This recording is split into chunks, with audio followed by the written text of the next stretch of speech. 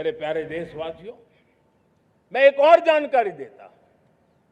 हमने इसका लाभ देश के मध्यम वर्ग को, सामान्य परिवार को मिले, इस तरफ भी उतना ही ध्यान केंद्रित किया।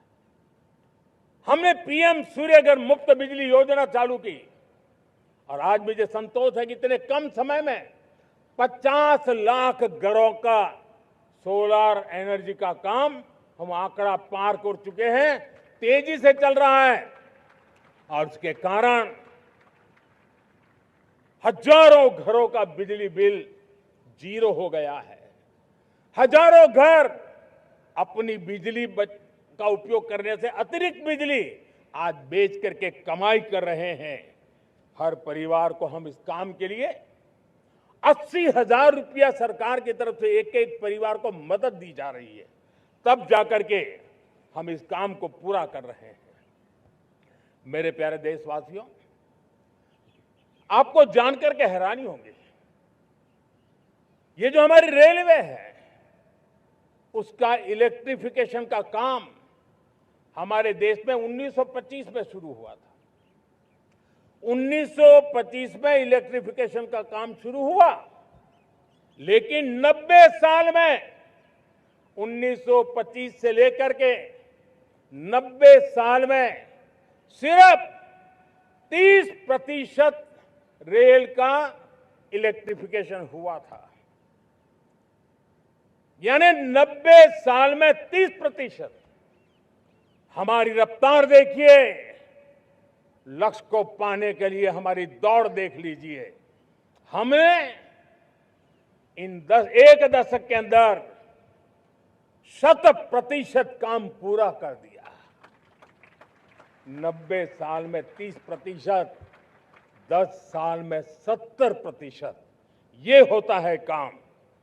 और इसके कारण डीजल जो हमें बाहर से लाना पड़ता है उसकी बचत हुई, बिजली से हमारी ट्रेनें चली, पर्यावरण को फायदा होने लगा। मेरे प्यारे देशवासियों, हम यहां से नहीं रुके हैं, हम दुनिया के अंदर पीछे रहना नहीं चाहते। पिछले दिनों आपने खबर सुनी होगी, भारत ने ईंधन का नया क्षेत्र को भी छू लिया है। देश ने पहली हाइड्रोजन से चलने वाली ट्रेन शुरू कर दी है और मुझे खुशी है, ये सबसे लंबी ट्रेन है और सबसे ताकतवर ट्रेन है और दुनिया में हाइड्रोजन ट्रेन के क्षेत्र में भी भारत ने अपना झंडा गाड़ दिया है। प्यारे देशवासियों, पिछले 10-12 साल हम लगातार 2047 के लक्ष्य को पाने के लिए दौड़ रहे हैं, एक के बाद एक सोपान सिद्ध कर रहे हैं। हमने सोचा भी नहीं था कि हमें इसमें भी कुछ मुसीबतों का झेलना पड़ेगा। पिछले 10-12 वर्ष में कितने संकटों का सामना करना पड़ा। कोरोना जैसी वैश्विक महामारी ने पूरी दुनिया को चिंता में डाल दिया था, सारी व्यवस्थाएं चरमरा गई थी। कोरोना से बाहर निकले, युद्ध की विभीषा की खबरें आने लगी, कहीं यूक्रेन तो कहीं पश्चिम एशिया, हर जगह पे तनाव का माहौल। और पता नहीं भविष्यवेत्ताओं ने तो न जाने क्या क्या घोषणाएं कर दी थी। देश को डराना, देश को भयभीत रखना, देश को चिंतित रखना, इसी में कुछ लोगों को आनंद आता है। वैक्सीन नहीं मिलेगी, कोविड में लोग बचेंगे नहीं, कुछ भी नहीं होने वाला। वेस्ट एशिया का क्राइसिस आया, पेट्रोल पंप पे पेट्रोल नहीं मिलेगा, गैस नहीं मिलेगा, डीजल नहीं मिलेगा, फर्टिलाइजर नहीं मिलेगा। सारी दुनिया भर की अफवाहें फैला करके भारत के लोगों को भयभीत करने का, डराने का, चिंता के अंदर डुबो देने का कुछ लोगों को आनंद आ रहा था।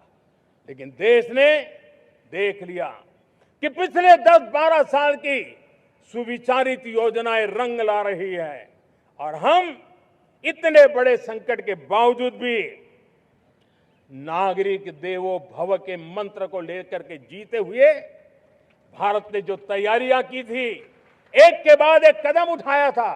सोचा नहीं था कि संकट आएगा, लेकिन उस संकट के समय में ये सारी चीजें काम आ गई और आज देश में गैस भी है, पेट्रोल भी है, यूरिया भी है।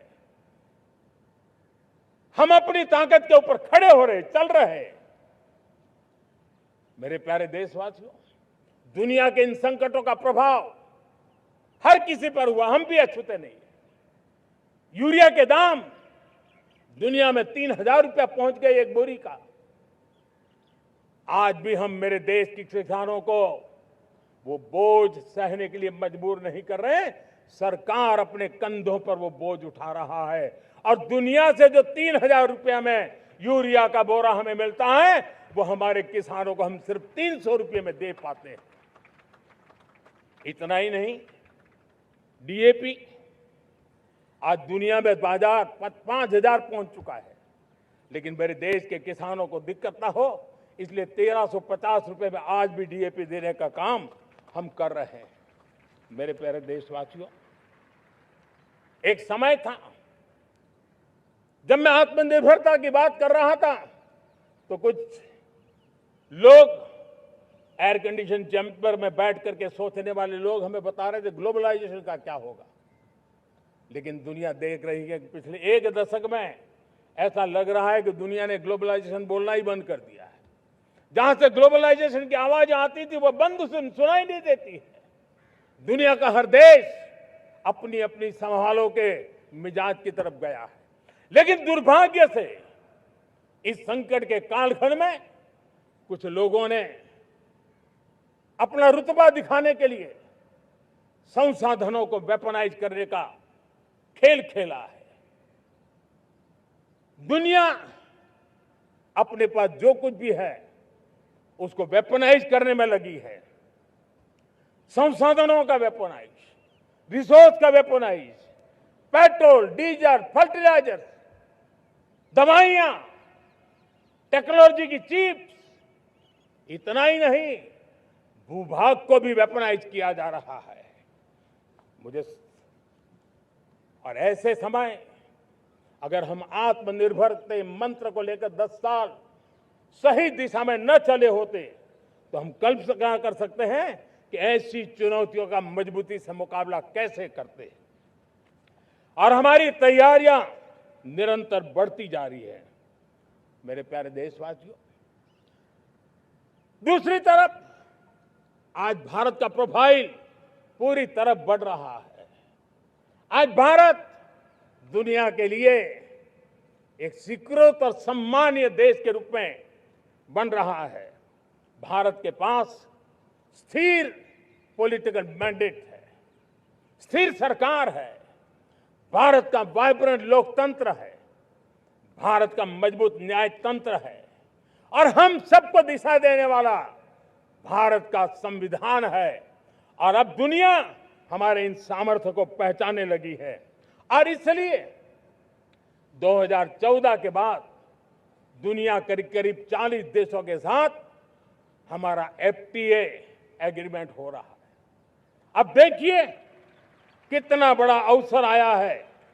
लेकिन ये जो ट्रेड एग्रीमेंट्स हुए हैं ये एक बहुत बड़ा अवसर है और इसलिए खास करके मैं मेरे एमएसएमईज को कहना चाहूंगा कि हमें इस मौके को छोड़ना नहीं है।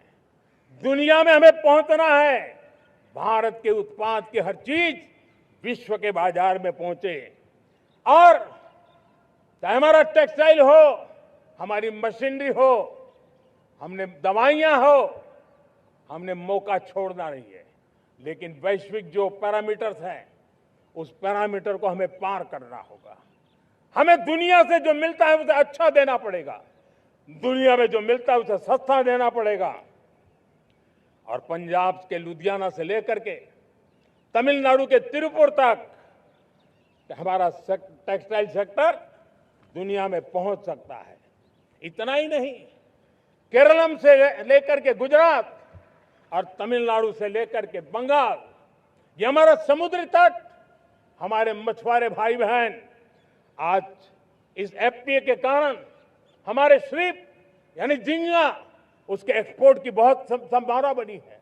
हमारे सी फूड की दुनिया में पहुंच बनने की संभावना पड़ी हुई है। और इसलिए मैं चाहूंगा कि हम इस परिस्थिति का फायदा उठाते हुए, हम आगे चलते हुए हम इन कामों को पार करने के लिए प्रयास करें। मेरे प्यारे देशवासियों, मैंने जो भूमिका आपके सामने रखी है उसके पीछे 2047 का लक्ष्य इन मजबूत नींव पर खड़ा है। 2047 विकसित भारत का लक्ष्य हमने पिछले 10-12 साल में देशवासियों ने जो सामर्थ्य दिखाया है उस सामर्थ्य का हिस्सा है। और इसलिए मेरे प्यारे भाइयों बहनों, सदी का 1/4 हिस्सा बीत चुका है और अगला 1/4 हमारे लिए अत्यंत महत्वपूर्ण है। अब हम रुक नहीं सकते हैं, हमारी गति नहीं रुक सकती है, हमारी दिशा तय हो चुकी है, हमें प्राप्त करके रहना है। और इसके लिए हमें अपना वर्क कल्चर बदलना होगा। हमारे वर्क कल्चर को बदलते हुए हमें हमारी सोच को भी बदलना होगा, हमें हमारे काम की गति को भी बदलना होगा। जो काम पिछले 5-7 दशक में नहीं हुए हैं, वो काम हमें आने वाले 5-7 साल में करने हैं। और मेरा भरोसा है मेरे देश की युवा शक्ति पर, मेरे देश के नौजवानों पर, मेरे देश की माताओं को बहनों पर, मेरे देश के किसानों पर, मेरे देश के मजदूरों पर कि हम इस सपने को साकार कर सकते हैं। और इसलिए हमें रिफॉर्म की गति को भी आगे बढ़ाना है। और जब मैं रिफॉर्म की बात कर रहा हूं, रिफॉर्म नहीं हमारे लिए कोई कंपल्सन है, नहीं रिफॉर्म ये हमारे के लिए कोई बजबड़ है। हमारे लिए रिफॉर्म ये कन्विक्शन है। आउट ऑफ कन्विक्शन हम रिफॉर्म एक्सप्रेस पर चल पड़े हैं और हम आने वाले दिनों में भी नेक्स्ट लेवल रिफॉर्म की ओर बढ़ने वाले हैं।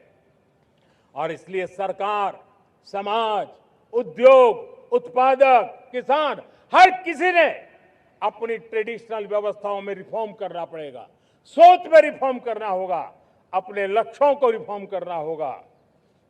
और इसलिए मेरे प्यारे देशवासियों, हमें एक निश्चित दिशा में को लेकर के चलना होगा। मैं आज उस युग को भी याद करना चाहूंगा जब देश भारत का सामर्थ्य सप्त सिंधु के रूप में हम जानते थे, हम समझते थे, हम सुनते थे। अब विकसित भारत बनाने के लिए हमें नई धारा चाहिए। आज लाल किले की प्राचीर से मैं देश के सामने शक्ति की सप्त धारा का आवाहन करता हूं। आने वाले 5-7 साल में जो पिछले 5-7 दशक में नहीं हुआ, वो सप्त धारा के सामर्थ्य से, शक्ति से हम देश को नई ऊंचाई, नई गति देंगे और नए लक्ष्यों को पार करने वाला सामर्थ्य देंगे।